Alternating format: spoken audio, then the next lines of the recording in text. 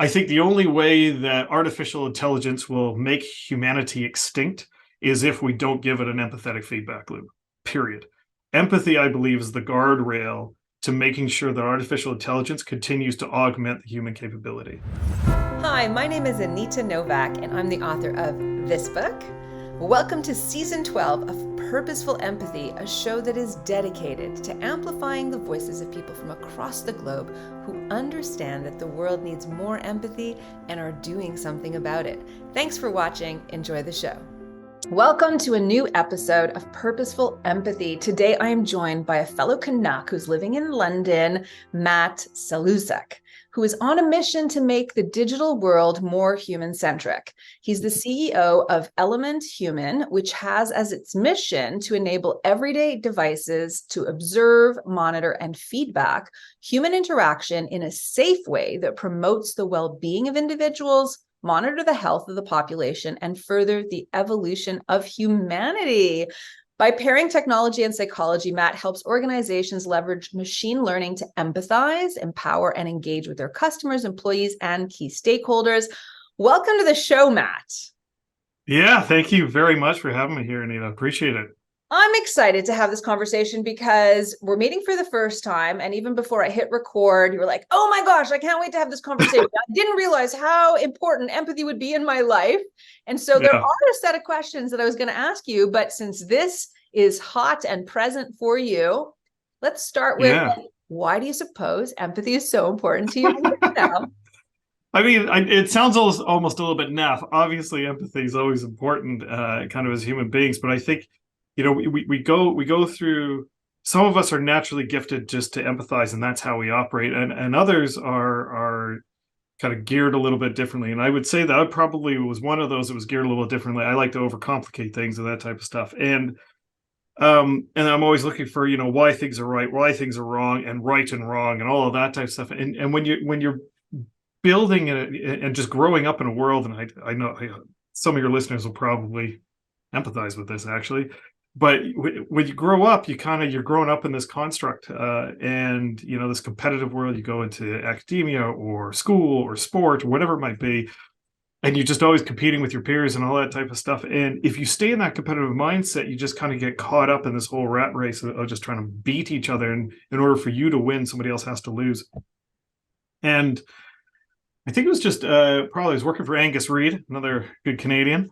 And it was working there that I had actually hit kind of I would say a high and a low. I was doing okay in my career, but actually I was not building really good rapport with my teammates. And I was like, oh, well, I'm just too entrepreneurial. And I head out there. And then I started to build my own team and realized it's, you know, and not everybody else could be the problem. Sometimes you are the problem. And we built this technology that uses machine learning to read human feedback and behavior as they interact with devices, because at the time, this was 10 years ago, devices are constantly going to every single bit of the conversation that we have. I mean, if you just think about it, you went from actually making a phone call to going on social. You went from calls to videos. You would start talking to here in London. I mean, you talk to your doctor online, you talk to your banker online, everything's done online, and you're meeting the rest of the world online. And we're actually stripping away the ability for humans to have this feedback loop. But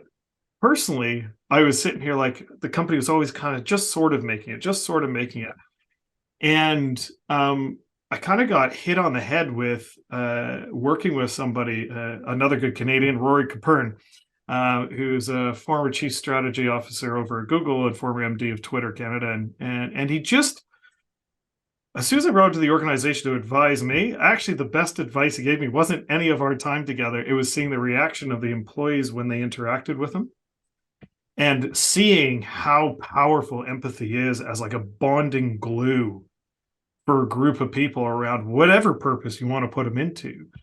And I realized that I was way off that mark of creating that space for that to happen. And as a CEO, that's important. But for me personally, it was important. I'd driven a lot of my friends away. I definitely was not the best person in my relationships. Like, it just wasn't pulling it all together. And I was just frustrated with a lot of the world and how it was working, and fundraising and investors and trying to follow other people's pathways that they were just trying to help. But you just weren't sticking to your guns and being yourself. And it was quite a realization that you have to kind of empathize with yourself in order to offer empathy to the world. And I was hypercritical with myself. And then the other aspect was just that forgiveness, then letting that out to the rest of the world. But not only the forgiveness, but also just actually just taking a step back and using those words, we'll see. And when our talk came up, I've been following some of the work that you've been doing, and it's, you could break down kind of empathy versus pity and kind of the different spectrums and try and put models behind it. And I think for that works for a lot of people. But for me, it was just one of those ones is like, here's a great opportunity to actually, I can give you real, tangible, intentional effort around putting empathy by design into my life that has not only changed my life personally, it's changed it massively professionally, and it has changed literally the profitability of our business. And so from personal to professional to profitable, like that was just so clear. And we're only at the beginning of it. I wouldn't even say I'm close to mastering it, but I've surrounded myself with people who are, I'd say a lot of them, empathetic, let's say innately. And again, my feedback loop being the people that they work with, and just people are always willing to do things with them and for them. They're willing to work together. They go to them for advice. They do all the things that I want to be able to empower people. And how can my technology empower people if I can't empower people? And that became the real realization for me about 3 or 4 years ago. And it's fundamentally changed, like I said, me personally, my personal life, my professional life, and my business. And so it was really, really cool. So I wanted to kind of start there. I was really excited about this conversation to pop in on that, because it's just becoming so clear that we're now riding an awesome wave, and that wave is coming. And it's like you get the surfboard and you just get on it. And actually, it's like the first time, if anybody who's surfed, it's the first time you actually get up and you're like, whoa, here it is. Oh, this is what it's supposed to feel like. And it does. It's massively empowering. And I don't know if I would have been able to even understand what this conversation was about if I hadn't gone through the last 3 years. So here we go. Purposeful empathy. Well, your body language and your cadence and your enthusiasm is also contagious and so exciting. So I'm happy for you that you found the power of empathy. You've also made the business case for purposeful empathy, by the way. Crazy. It's right? Crazy. It shouldn't and it's weird because you can work the numbers. My dad once told me you can't save your way to growth. It just doesn't work. You could do restructures. You could do that. We had to go through another restructure only 6 or 7 weeks ago. And it was tough, but it was the first time I went through the restructure going, no, we're doing this for real purpose. And we're doing it because we have to really fix some core components that actually allow us to be empathetic with our customers and put them first and really drive the change we want. And already we're running at 3 times the speed. It's unbelievable. Amazing. Amazing. And I think, Matt, I want to acknowledge the humility that you have to acknowledge that you weren't optimizing for empathy, right? Without knowing how not at all. helpful it was, but and look at the benefits, right? I mean, that have accrued. Yeah. So, people listening, if you haven't tapped in, listen some more. Give it a go. Give it a go. Give us a call. I got stories up the wazoo about how empathy could, how to even spot it and even try it. And it feels scary at first and you don't believe it, particularly if you've been like a high performer that's depended on yourself for years. And you've just kind of, had to buck some trends in a few different places. But it just, oh, wow. It was just going about it all wrong. And I guarantee that there's scorched earth in my path that I don't know how I've affected people negatively, and apologize to those people. And I can only change what I can do for going forward. But wow, it's worth it. Amazing. Okay, so I want to circle back to what Element Human is about. I'm going to go halfway through the mission statement and tell you why I get the EBGBs. And then I want to really kind of poke and prod, because I know that you're a good guy and I know that your intentions are good. But here we are in the middle of a conversation about AI being the most existential threat that humanity will ever face, bigger than climate change, and that things could go very awry very quickly, as we're hearing out in the world. So you've got as a mission to enable everyday devices to observe, monitor, and feedback human interaction. Okay, so if we leave that alone without the balance of the sentence, That sounds really scary to me. Like Big Brother, I do not want to be observed and monitored all my human interactions. But then you kind of kick in with, in a safe way that promotes the well-being of individuals, monitors the health of the population, and further the evolution of humanity, which is something I care deeply about. So I want to know why, and I want to know why that's important to you, why that's important within this moment in time, and how you do that. Fine. Let me ask you a question, and I think it might help frame this correct. When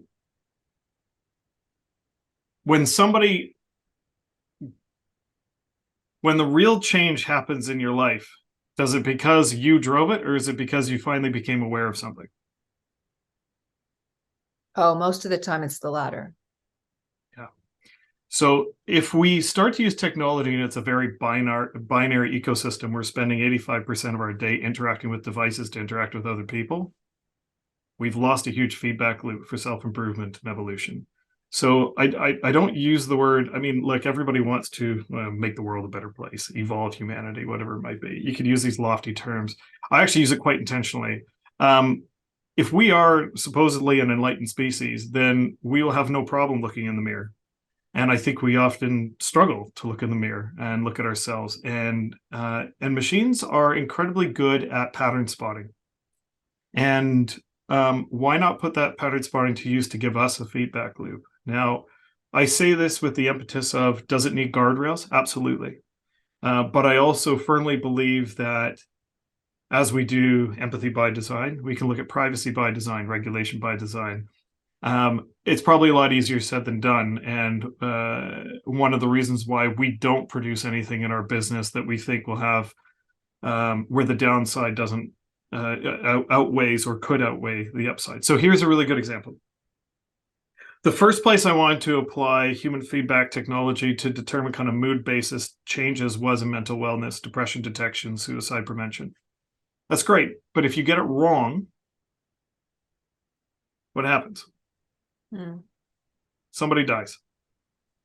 And people become reliant on a tool to give them that feedback loop. Now, those people aren't necessarily going to go see a psychologist. So yes, you can make the argument they may have died anyway.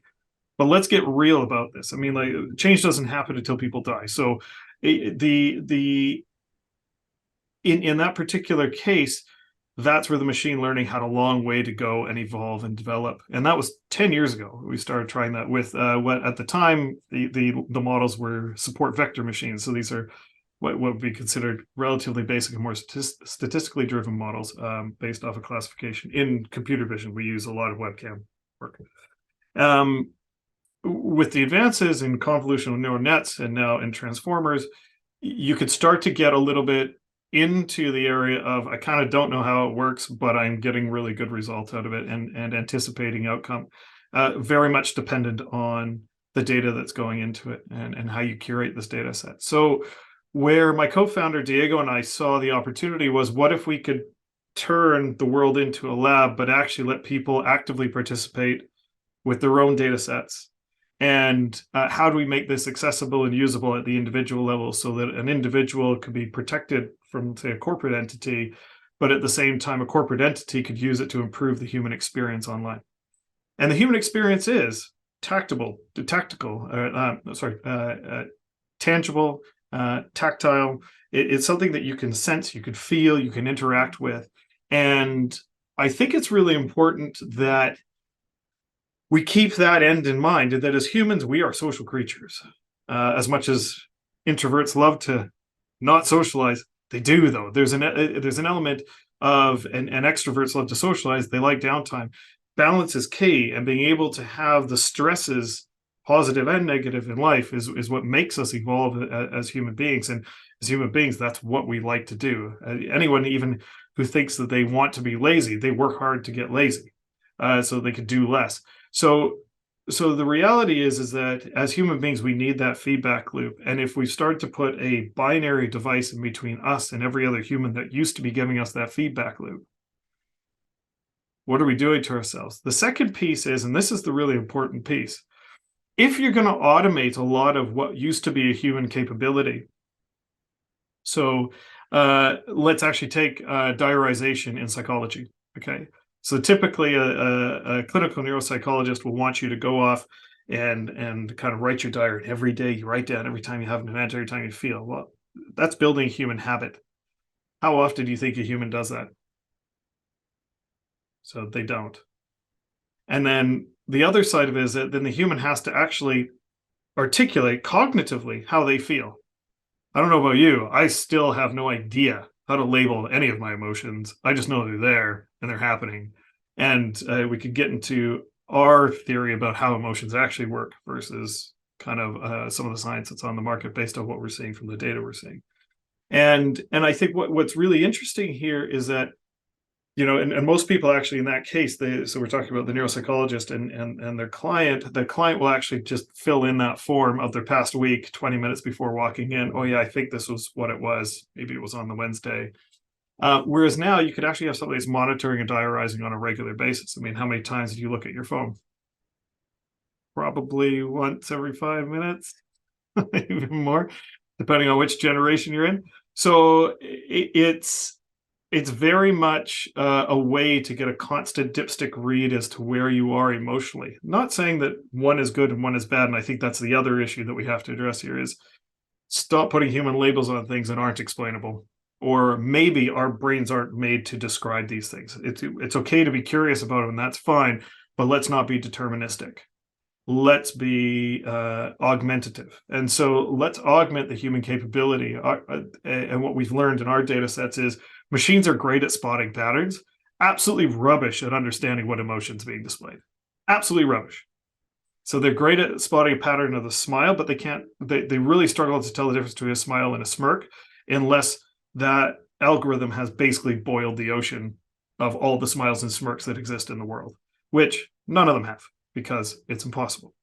And so what we have to do is we have to provide humans with better information either about themselves or other people. Now, if it's about other people, it should be done with permission expressly. So if I go outside and I start talking to a neighbor, I have essentially implicitly given them permission to be able to give me a feedback loop. And so I think when we're dealing with, now we talk about how does that play in today's world in this fatalistic idea of artificial intelligence. First of all, I don't subscribe to that. I think the only way that artificial intelligence will make humanity extinct is if we don't give it an empathetic feedback loop, period. Empathy, I believe, is the guardrail to making sure that artificial intelligence continues to augment the human capability. Tell me more about that. I'm really excited. Say that again and tell me more. So we fundamentally believe that human feedback loop provides people to recognize, observe, recognize, and empathize, because you can't empathize, you can't observe and recognize any of this stuff. So if you can't see the signal, we believe that empathy is the guardrails to making artificial intelligence augment the human capability. So it's the guardrails to preventing that fatalistic outcome. Because what drives our morality? What stops us from killing somebody? We feel something. We understand this isn't right. This is morally wrong.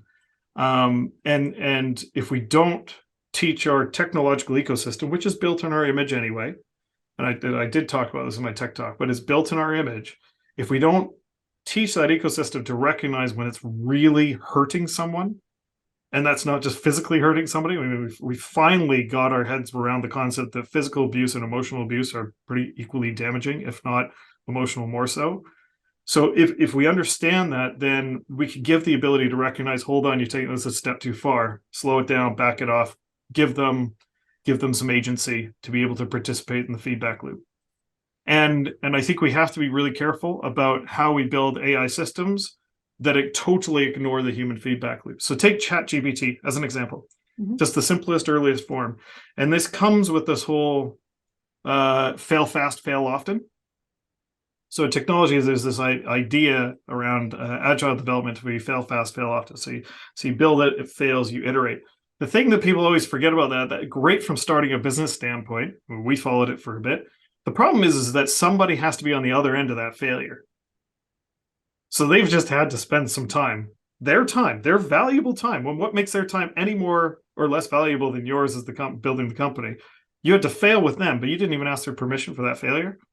And so you start to create everybody then with the money trying to create these kind of fail fast, fail often. Well, if everybody's failing fast, fail often, that means I'm living in a 99% failure point in this economic environment. And that's not the future we want for humanity. I mean, I don't believe any of the intentions of these businesses is to kill people. I think the intentions of these businesses is to make the world a much better place. I actually do think that's their intention. It's just sometimes some of the underlying design principles, we go about it wrong. And so if we just think about putting an empathetic feedback loop in the technology that everybody's using today, you can fix the problem from the inside out. So ChatGPT, have you used ChatGPT? Yes. Great. So, when you what did you use it for, actually? Let's go this way. Well, I was experimenting when it first came out. I was like, how close can it get? And so we were 3 around the table. It was my team. One was prompted the question, if somebody, so we assumed that we were in an office space and a boss is told that an employee comes into the office and says, I just had a miscarriage, I need a week off. How would you respond? Another one was a breakup letter after 2 years. And then I asked for a poem about the power of empathy to change the world. And all 3 of us in like a nanosecond got our responses and read the responses and just were gobsmacked. Now, what were you gobsmacked by? I was gobsmacked because in the first instance, there was actually a fair bit of high EQ embedded in the letter in response to somebody being, a boss being told that, that an employee's had a miscarriage, which surprised me. The degree to which it was language that was empathic, to be honest. Then the second thing that surprised me was in the breakup letter. Initially, both of my staffers are in their early 20s, said, it sounds like a polite letter, but I would never write it that way. So we changed the prompt to, breakup letter with the same information, except we said in the voice of a millennial. And then it changed. And they're like, yeah, that's something I would write. And then the poem was ridiculous to me, how fast it happened. So that's interesting. So we saw the speed advantage, but you did see the not quite right as well, the stumbling block. So now imagine ChatGPT could actually read your facial expressions while it's writing out. Because I told it to write my business plan as an example. So write a business plan for an emotion artificial intelligence company, trying to create a feedback loop with any ChatGPT generative artificial intelligence. Because if we're generating things, we're essentially making things up, right? Yeah. We're fabricating. So if I was with another human being and we said, okay, let's be in a brainstorming, that's a great way to say make up stuff conversation, then I would be sitting there with a heavy dose of judgment going, okay, yeah, I mean, it's all made up. So we're in the make-believe. We could totally dream space. That's fine. But let's not think that this could be implemented tomorrow. Or let's then understand the restrictions that we're facing. Like there's always another check after that. Now, when I started to get it to write the business plan, I was sitting there going, oh my God, that's right. I'm sitting there. So it would recognize this feedback loop.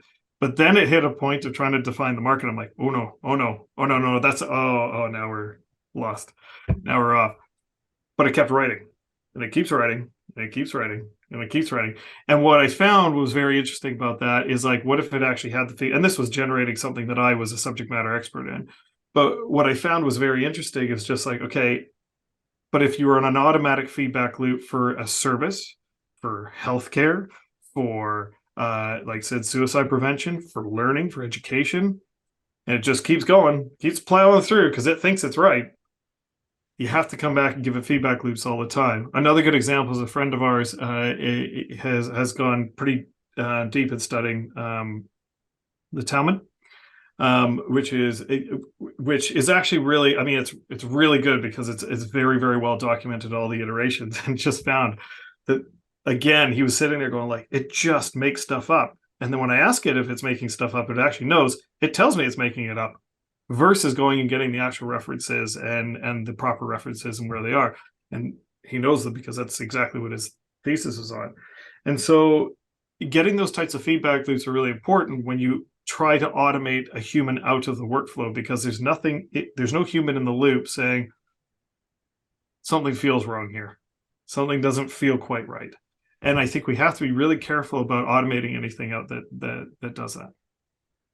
Well, okay, so it sounds to me like, you've come into this space with all the right intentions and you continue to sort of be driven, purpose driven, saying, look, the machines are here, the digitization is here, let's optimize for our humanity, our well-being, our capacity to keep our what makes us unique and conscious and conscientious, right? So like I totally buy into the fact that you are important in this conversation. I think what makes me a little bit nervous are all these mega companies that are driven by the pursuit of profit, that are not necessarily pursuing things in our best interest. When you have the whistleblower at Facebook talking about the algorithms that take kids down, like how to cut better, how to be a better bulimic, that's nefarious. You've got, I believe, a lot of fake news that is coming in from foreign countries that is going to interfere with democracy. Like, are you not worried about the aggregate sort of threading of misuse of AI within our world and going forward?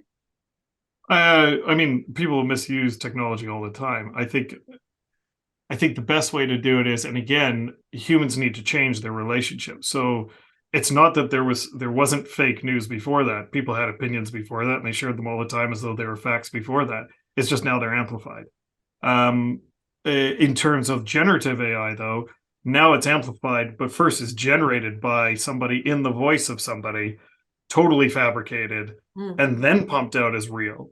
And I think what we're going to have to learn in the human capability is lean into our skeptic, lean into our critical muscle, and actually probably work at the education level to go, right, it's no longer about creation.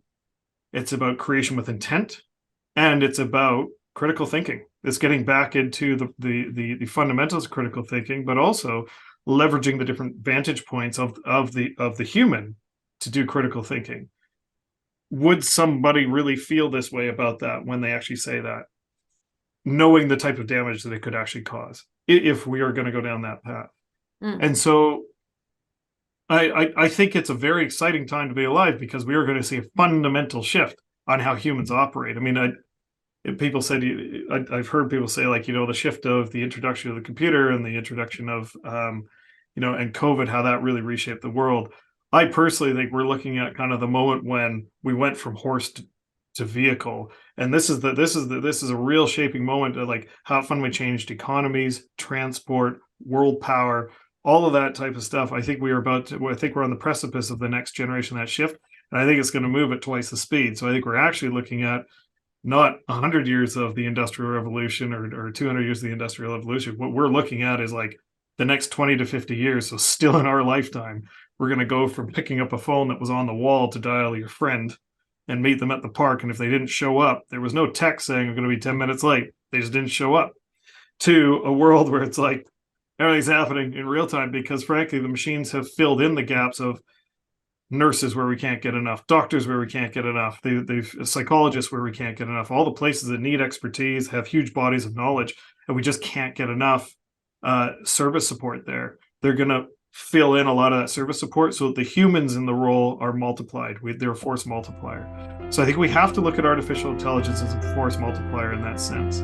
Hey there, I don't mean to interrupt a fabulous conversation. I just want to draw your attention to the fact that there are so many other great conversations on my YouTube channel. Over 120 episodes with already 25,000 views, completely organic. Thanks to you, my listeners, viewers, watchers. Please subscribe. The world needs more empathy, and you have a role to play. So Matt, I want to ask a little bit about your technology too. I watched one of your webinars, and you had a screen full of little objects, and you asked people after a count of 3 to just notice how many objects perceived. And so there must have been, I would guess, about 12 objects on the screen, like a yacht, a house, a book, a bunch of different things. And there was a spider also. And you invited people who were on the call to remember as many as they could, but it was just a flash. Like, I remember having like I had the perception that my eyeballs could only see two things. I couldn't even get to the third before it disappeared, right? And I'll make sure to include the link to that that webinar and the timestamp so that people can go to it and see what I'm talking about. You shared with the audience that most people will perceive the spider, right? And why is that? Well, and I have to say, credit on this one goes to Patrick Fagan, a behavioral psychologist, who helped us really understand the role of emotion so that when we started to model the pattern spotting with machines, we could start to pair the two together. So I think it's long been known that as we evolve, our senses, so if you just think of your senses as you evolve, why do you get scared when you see a spider? Well, it's because spiders used to kill babies. They used to kill you. And so they're a threat. And so you see the threat first. And that's just your human response of making sure, is there a threat? If there isn't, great, I have safety so I can look at other things. But this is about the brain. The brain basically, and this is an estimate, but it processes about 11 billion bits per second of information. So it's an amazing, I mean, we talk about a supercomputer. It's an amazing supercomputer if you think about it. And a lot of that is sensory information coming in. So how I feel right now, am I thirsty? Is my mouth parched? What's the temperature? All of that type of stuff coming in together. But the core of your brain, the thought center, the cognitive part, only processes about 40 bits per second. And so your emotions, they're not a matter of, there is an outward expression, and there are reactions there, but they are automatic kind of responses to the environment around you. But we look at them a little bit as kind of a bouncer to the brain. And again, borrowed from Patrick Fagan, whose book, Hooked, you should probably read, because it's very much in the line of how the human brain works and nudge techniques and that type of stuff. And so when you're looking at how emotions work and that type of stuff, you kind of have to go through the layers of the brain to get to how people think and then what they remember and then how they basically frame their world and their society. And that's why I think it comes back to this very interesting concept around empathy, because empathy is all about framing or actually removing your framing so that you can hopefully be able to empower those around you. And so that's why we show that, because it just gets across. Actually, you've gone through almost the entire neuroscience process in less than a second. And you do. It's funny. You show that sometimes, and you actually see people actually physically react to it. It's amazing how quickly it happens. Wow. Okay. So there's so much that's happening at a sort of subconscious level in our brains. And I've learned through recent conversation that we're not really rational decision makers. We're emotional decision makers. We make most of our, we behave in the world emotionally. So what are you doing with the company? Like what do you get contracts? What are you trying to accomplish on a day-to-day basis? I can tell you what some of our contracts aren't. That's for sure. So here's a really good example. And actually, I wanted to circle this back because you said, yes, but the big corporations are going to do. My belief in all of this is companies and people manage to what they measure. So if we don't have a measurement for empathy and positive human experience or productive or constructive human experience, and we don't put the money on that, then we're not actually empowering these corporations to do the right thing in the first place anyway, in a way that they can easily measure. So part of our goal as a business is to give them a mechanism. And one of our biggest companies and brands is Amazon Twitch. And what they were building is, how does Gen Z respond to advertising, and how do we empower advertisers to understand how Gen Z is responding to advertising? And it's a really, really cool case, because that's one where it's a very different generation. It's a different generation. Well, I mean, we bucket them in. People who are on that platform respond differently to advertising. And but brands don't know how to get around that. Now, what we don't want to do is, we certainly don't want to expose privacy data, and the whole idea of cookies and trackers and your data as a consumer is free to me, not at all.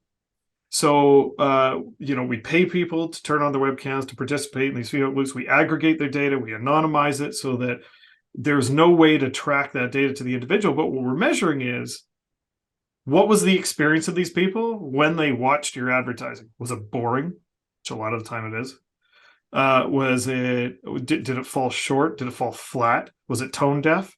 Those types of things that are really important for Twitch to operate as an ecosystem and be a profitable business, to keep bringing their capability to the market that these audiences love, but also for their creators to feel value, to make sure that they're not cannibalizing their lunch. And so we have to be like, in those types of scenarios, the real value here is people want to be entertained. They want to join up as a community. They want to interact with each other. They want to enjoy new creation.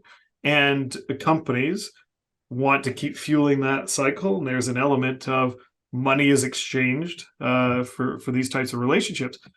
But how do we empower the people with the money to actually drive high quality experiences? So advertising is a really good use case. I did not build our technology for advertising, but that's where it's playing. And it's playing there for two reasons. One, it's a really good way to make sure that you can measure the edge cases, because there's advertising everywhere in the world. So I can access anybody in the world. And like I said, when we looked at the mental wellness, you have to be accurate enough in order to do it. And the technology was not there yet. The second reason is, from that reason is, you don't kill anybody if you get it wrong. Nobody cares if they see another ad. They really don't. So the failure to the long-term benefit is quite low. We also pay them to do it. So we pay them to watch a screen, watch something, and then the ad's tucked in there somewhere, but we pay them to do it. So they're paid for their data. They're anonymized, and they have the right. We follow the full rights. We follow. It's a little bit more stringent than GDPR, but our internal rights are just, if you want to delete it, you just hit the delete button at the end of the survey, and it gets deleted within 30 days. And so it's a very easy way to empower the individual with their data, but also the feedback loop we can now give people who are creating this content, who are creating these environments, these digital experiences. They can build that all around their profitability, around the quality of time people have on their platforms. And that starts building up a high quality ecosystem. And so this is where aligning empathy and making empathy measurable allows you to change it as a metric for profit, which means that hopefully, if we've done our job right 20 years from now, the most profitable companies in the world will be the ones who've embraced measurement by empathy. And that's why I think it is a guardrail.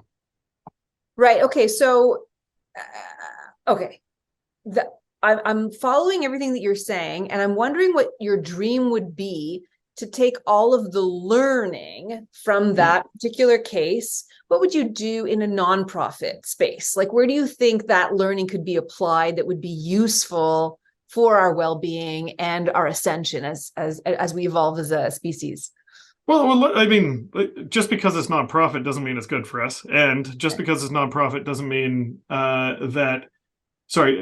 just because it's profitable doesn't mean that it's bad for us. I think those two are, we can't, they're not. Well, the reason why I'm asking from a skeptical point of view is that the companies that become more empathic will sell more product. I agree.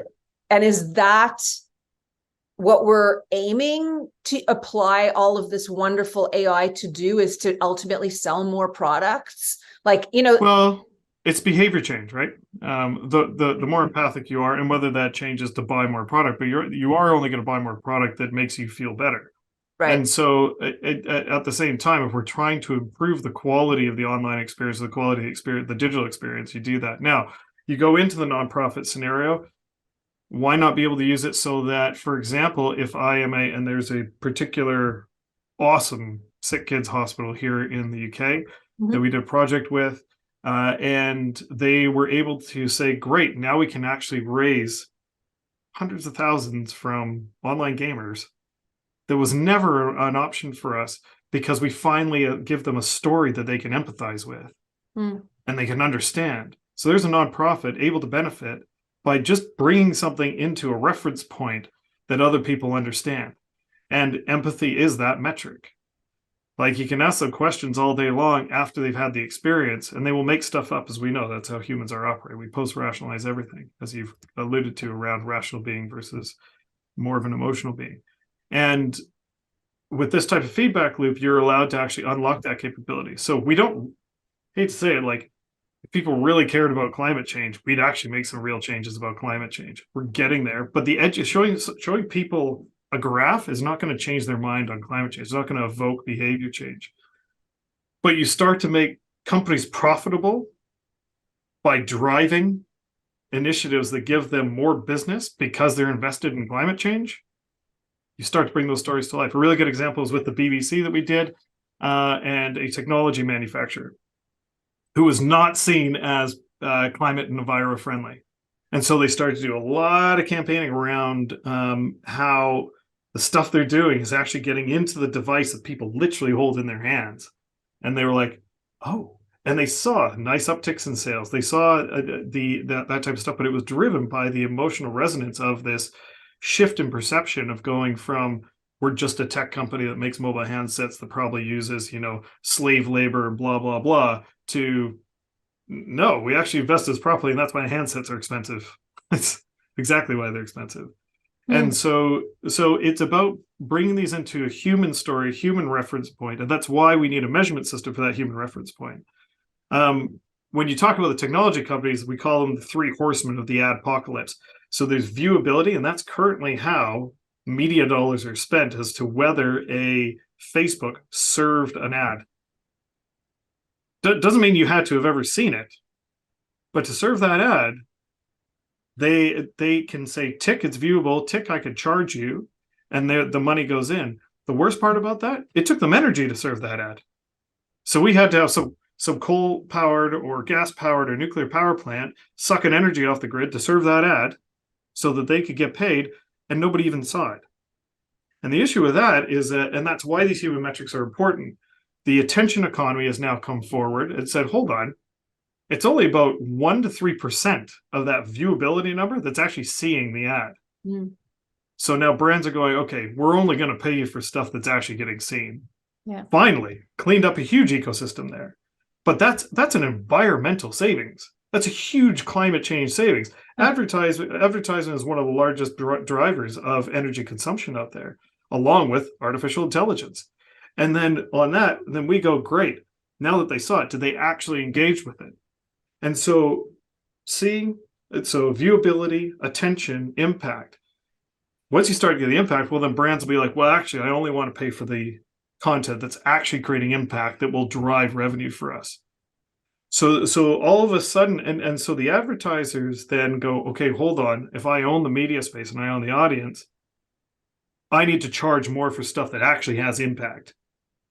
Which means, where do they start to direct their attention? Creating higher quality experiences. You're no longer going through your Instagram and getting an ad every 2 posts. Right. You're actually starting to clean it up, get better, making more money, and they still, their bottom line changes or doesn't change, or it grows. That's fine, but they're growing because of quality experiences that take less energy consumption. And so when you take less energy consumption, less attention, less attention to actually get there, more impact. So it's about calibrating. And this is where empathy, or emotion recognition, and body language recognition becomes a really important feedback loop to say, we all want to sell things and buy things. I mean, as humans, we can't ignore who we are. We're humans. We want to buy things. We want to buy things. We want to sell things. We have needs. That's going to happen anyway. But if we could do it in an optimized, maximized experience, we use less energy to get there. And therefore, you start actually winning the climate war through an industry just because of the way they spend their money, because it's just heavily inefficient, because they're just measuring the wrong things. And so measurement of human beings becomes super important in that world and in the AI world. Wow. Okay. That is just really given me lots of food for thought. If anything, if for nothing else, I'm thinking, well, yeah, all this ad spend is going to continue to happen.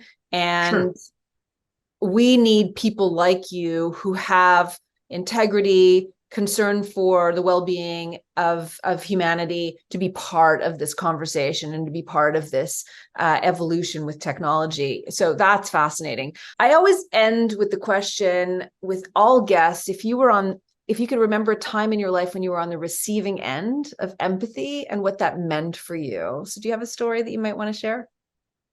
Yeah, I do.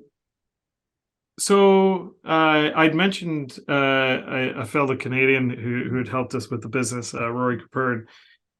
But the real switch came actually. There's two people who came from different aspects. There's this one woman, Natalie Nahai, who I wrote to you about in my email. And she's a behavioral psychologist as well. And she had asked me a few questions around. I was telling her about giving her the business update. She turned around, she just put her hand on my knee and said, "How are you?"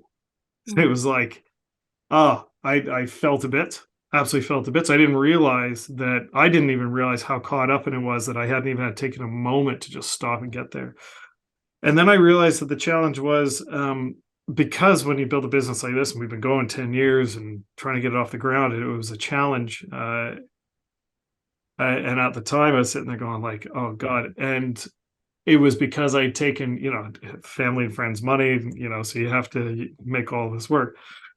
And I was kind of going, yeah, not really good, and got into that. And then, but then I went, and it was, I got to give credit to my mom on this one, because mom's always good for providing empathy. But she asked me a question that I now use whenever I think anybody's got a perceived expectation from me, particularly somebody who maybe reports to me and feels like there's a lot of pressure.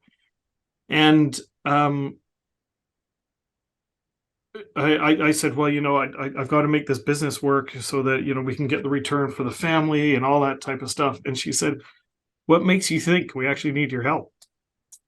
And I was sitting there going like, whew, it's true. And it gave me the freedom to actually operate the business without feeling the external pressure and tension. It was one of the coolest experiences I'd ever had. I'd never been more liberated in my life. And the fact that a family member could do that kind of unconditionally, unbelievable. So it was a real moment. And frankly, it's the reason why we're profitable today.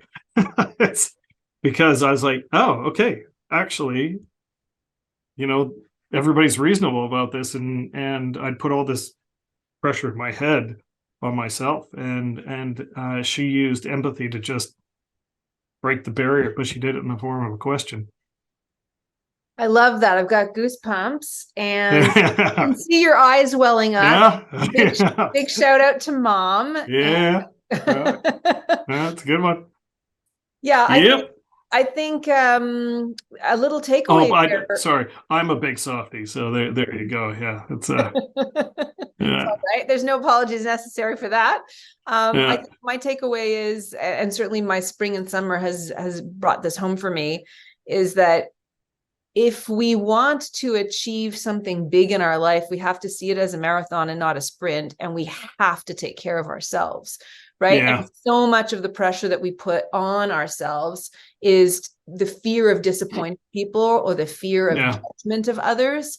And if we can unshackle ourselves from that, and in this case, your mom gave you that as a gift, then the word you use, just to reflect back, is you're liberated to do what's calling you. And I think then sky's the limit, right? So, Matt. It really is.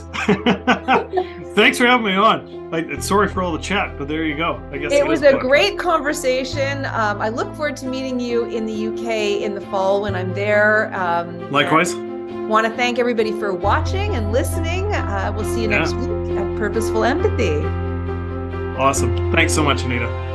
Thank you so much for watching an episode of Purposeful Empathy. If you enjoyed this conversation, subscribe to the channel and also consider picking up your copy of Purposeful Empathy.